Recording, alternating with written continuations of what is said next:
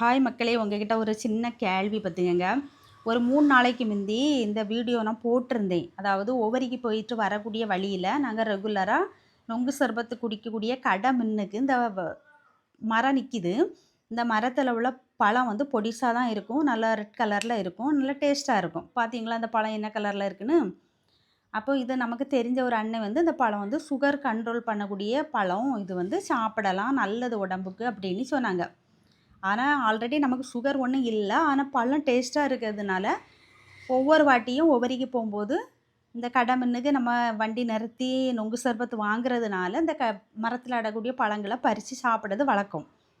இந்த தடவைக்கு வந்து நெறைய பழம் கிடந்து எங்க வீட்டுக்காரங்க பறிச்சு தந்தாங்க. நானும் சாப்பிட்டேன். அதான் வீடியோவாட்டு நான் போடும்போது இந்த வீடியோவ பார்த்துக்கிட்டு தான் எல்லாரும் சொன்னாங்க, "இது வந்து ஆபத்தான பழம். இத சாப்பிடாதீங்கன்னு." அந்த தம்பி விளையாட்டுக்கு சொன்னானா, சீரியஸா சொன்னானான்னு எனக்கு தெரியல. எனக்கு அவன் சொன்னதுலேருந்து எனக்கே பயம் வந்துட்டு. பழம் வந்து உண்மையிலேயே மருத்துவ குணம் உள்ளதா? இல்ல உடம்புக்கு கேடான ஒரு பழமா? அப்படிங்கிறது தெரிஞ்சவங்க கமெண்ட்ல சொல்லுங்க, சரியா? நமக்கு தெரிஞ்ச ஒரு சில விஷயங்கள மத்தவங்களோடு ஷேர் பண்றது நல்ல விஷயம் தானே!